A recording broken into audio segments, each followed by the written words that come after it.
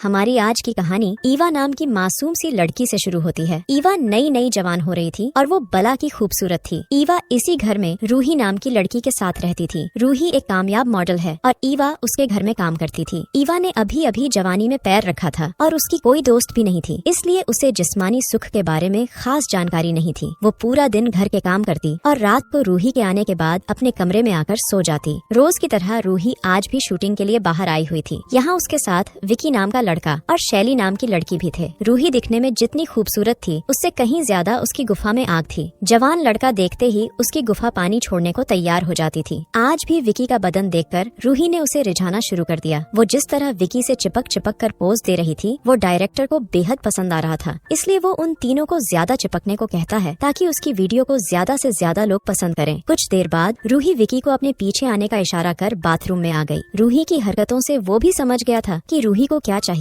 इसलिए वो जल्दी जल्दी उसके पास पहुंच गया। विकी कुछ करने का सोच ही रहा था कि तभी रूही उसे दबोच लेती है। वो जल्द से जल्द उसके गन्ने का रस पीना चाहती थी, लेकिन तभी डायरेक्टर की सहायक विकी को ढूंढती ढूंढती वहाँ आ गई। रूही के पूछने पर वो बताती है कि मैं विकी को ढूंढ रही हूँ, क्या तुमने उसे कहीं देखा है? रूही कहती है कि मैंने किसी को नहीं देखा और इतना कहकर वो उसके साथ ही चली जाती है। सहायक के आने से विकी को बहुत बुरा लगता है क्योंकि उसने उसका मजा खराब कर दिया था। कुछ देर बाद वो तीनों फिर से अपने काम पर लग गए और सबको रूही का काम बहुत अच्छा लगता है। इधर रूही अपने काम में बिजी थी और उधर ईवा घर की साफ सफाई कर रही थी। वो जब रूही के कमरे में आती है तो उसे रूही के कुछ खास खिलौने मिलते हैं। ईवा नहीं जानती थी कि ये किस काम के हैं, इसलिए वो थोड़ी देर उनके साथ खेलकर वापस अपने काम पर लग जाती है। जल्दी ही रात हो गई। ईवा घर के काम कर अपना मोबाइल देख रही थी। इसी बीच रूही भी वापस आ गई और वो अपने साथ विकी को भी लेकर आई थी। ईवा रूही से खाने के बारे में पूछती है, जिस पर रूही बताती है कि हम खाना खाकर आए हैं और अब तुम भी खाना खाकर सो जाओ। इतना कहकर वो विकी के साथ अपने कमरे की तरफ जाने लगी। ईवा समझ गई थी कि अब वो दोनों क्या करेंगे। रूही और विकी कमरे में आते ही धमाके करने लगे थे और उनकी आवाजें बाहर तक सुनाई दे रही थीं। ईवा कमरे के बाहर कान लगाकर रूही की चीखें सुनने लगी और चीखें सुनकर वो भी गर्म हो गई। अब उसका भी दिल बंदूक के मजे लेने को करने लगा। अंदर विकी रूही को दबाकर मजे दे रहा था और बाहर रूही का हाथ अपने आप उसकी गुफा की तरफ जाने लगा था। अगली सुबह ईवा नाश्ता लगा रही थी और तभी विकी भी नीचे आ गया। ईवा उसे नाश्ता करने को कहती है, जबकि विकी उसका धन्यवाद कर उसे घर का दरवाजा खोलने को कहता है। ईवा जब दरवाजा खोल रही थी तो विकी उससे कहने लगा कि तुम बेहद खूबसूरत हो, तुम्हें देखकर कोई नहीं कह सकता कि तुम एक नौकरानी हो। अपनी तारीफ सुनकर ईवा शर्माने लगी। विकी के पूछने पर वो बताती है कि मेरे पिता की मौत हो गई है, इसलिए घर चलाने के लिए मुझे पढ़ाई छोड़कर ये काम करना पड़ रहा है। विकी की बातों से साफ साफ पता लग रहा था कि उसे ईवा अच्छी लगने लगी है, लेकिन वो बिना कुछ बोले ही वहाँ से चला जाता है। उसके जाते ही ईवा की नजर अपने सामने वाले घर पर पड़ती है, जिसका नौकर अपने मालिक की गाड़ी धो रहा था। इस लड़के का नाम लियो था। ये दोनों मन ही मन एक दूसरे को पसंद करते थे, इसलिए एक दूसरे को देखते ही इनके मन में लड्डू फूटने लगते हैं। दोनों का नैन मटक्का अभी शुरू हुआ ही था कि तभी लियो का मालिक उसे आशिकी करते देख गुस्सा हो गया और वो लियो को खरी खोटी सुनाने लगा। लियो को डांट पड़ते देख ईवा को बुरा तो लगता है, लेकिन वो कुछ कर नहीं सकती थी। इसी बीच रूही ईवा को आवाज लगाती है। ईवा जल्दी जल्दी उसके कमरे में आती है।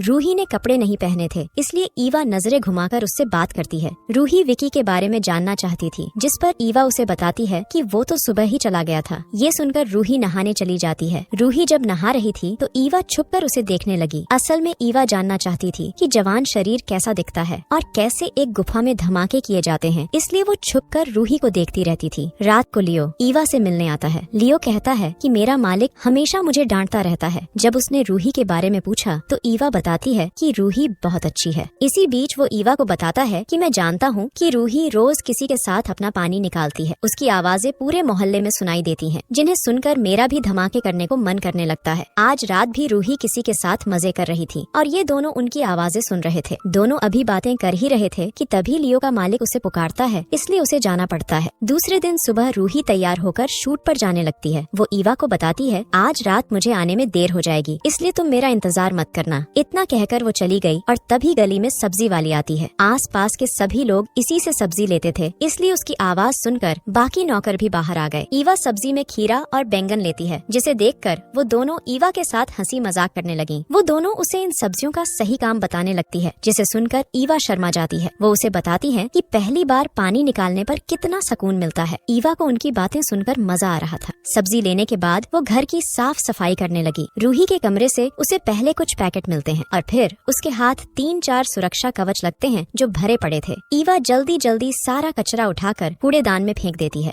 देर रात को जब ईवा नींद में थी तो लियो उसे आवाज लगाता है। जब ईवा उससे मिलने बाहर आई तो वो उसे रूही की गर्म आवाजें सुनने को कहता है। रूही की आवाजें सुनकर लियो गर्म हो गया और वो खुद पर काबू नहीं कर पाता। वो ईवा को भी गर्म करने की कोशिश करता है, लेकिन जल्दी ही ईवा उसे रोक देती है और उसे वापस जाने को कह देती है। उसे थोड़ा बुरा तो जरूर लगता है, लेकिन वो ईवा से प्यार करता था, इसलिए वो चुपचाप वहाँ से चला जाता है। इसके बाद ईवा अपने कमरे में आ गई। भले ही उसने लियो को भगा दिया था, लेकिन उसकी हरकत ने ईवा के बदन में आग लगा दी थी। दिन में उसने जो सब्जी ली थी, अब वो उसका इस्तेमाल करने लगती है। देखते ही देखते उसने लियो को याद करते करते अपनी गर्मी शांत कर ली। सुबह जब ईवा रूही को जगाने उसके कमरे में आई तो उसे रूही के कमरे में शैली दिखती है। मतलब रात को रूही किसी लड़के के साथ नहीं बल्कि शैली के साथ मजे कर रही थी। ईवा नाश्ते के लिए कहकर दरवाजा बंद कर देती है और फिर उन दोनों की आवाजें सुनने लगती है। रूही को शैली के साथ देखकर ईवा समझ गई कि रूही को लड़के लड़कियां दोनों ही पसंद हैं। कुछ देर आवाजें सुनने के बाद वो नीचे आकर नाश्ता करने लगी, जबकि रूही और शैली की गर्म आवाजें पूरे घर में गूंज रही थीं। थोड़ी देर बाद जब वो दोनों चली गयीं, तो लियो ईवा से मिलने आता है। वो ईवा से कल रात के लिए माफी मांगने आया था। वो कहता है कि रूही की आवाजें सुनकर मैं बहक गया था, लेकिन अब से मैं ध्यान रखूंगा। ये सुनकर ईवा उसे माफ कर देती है। आज रात फिर से ईवा लियो से मिलती है। वो उसे बताता है कि मैं तुमसे बहुत प्यार करता हूँ।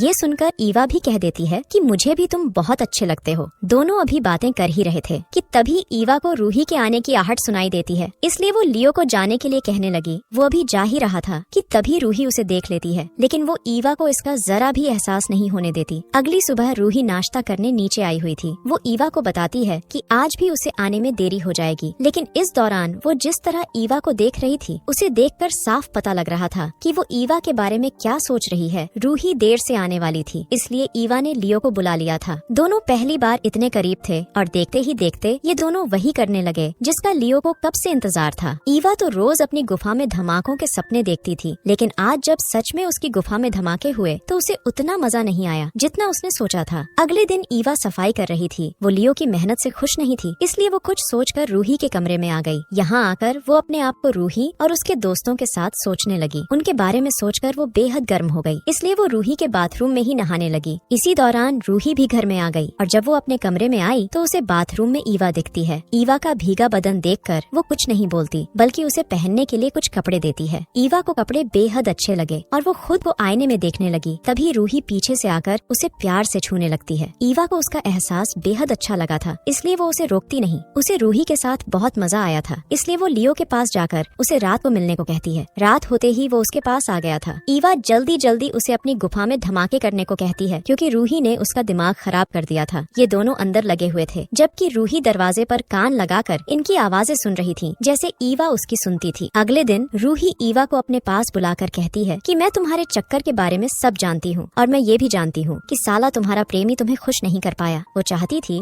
कि आज रात वो ईवा और उसके प्रेमी के साथ पानी निकाले। पहले तो ईवा मना करती है, लेकिन फिर रूही के मनाने पर वो मान गई। रात होते ही उसने लियो को बुला लिया। पहले तो वो खुद उसके साथ शुरू होती है और फिर रूही उनके पास आ गई। रूही को देखकर वो समझ गया कि यहाँ क्या होने वाला है। वो रूही और ईवा पर बेहद गुस्सा करता है। उसका दिल तो कर रहा था कि वो कमीनी रूही को खेतों में भगा भगा कर गोली मारकर मार दे, लेकिन वो खुद पर काबू रखता है। वो ईवा को बताता है कि मैं तुमसे बहुत प्यार करता हूँ, लेकिन मैं ये सब नहीं कर सकता। ईवा उससे माफी मांगती है, मगर वो गुस्सा होकर चला गया। कुछ दिनों बाद ईवा रूही के साथ बाहर आई हुई थी, तभी वहाँ लियो आता है। असल में रूही को अपनी गलती का एहसास हो गया था और उसने लियो से माफी भी मांग ली थी। कहानी के आखिर में ईवा को उसका प्यार मिल जाता है और इसी के साथ इस कहानी का यही अंत हो जाता है। हमारी वीडियो देखने के लिए बहुत बहुत धन्यवाद। अगर आप ऐसी ही वीडियोस के दीवाने हैं तो प्लीज मेरे चैनल को जरूर सब्सक्राइब करें। मिलते हैं अगली वीडियो में।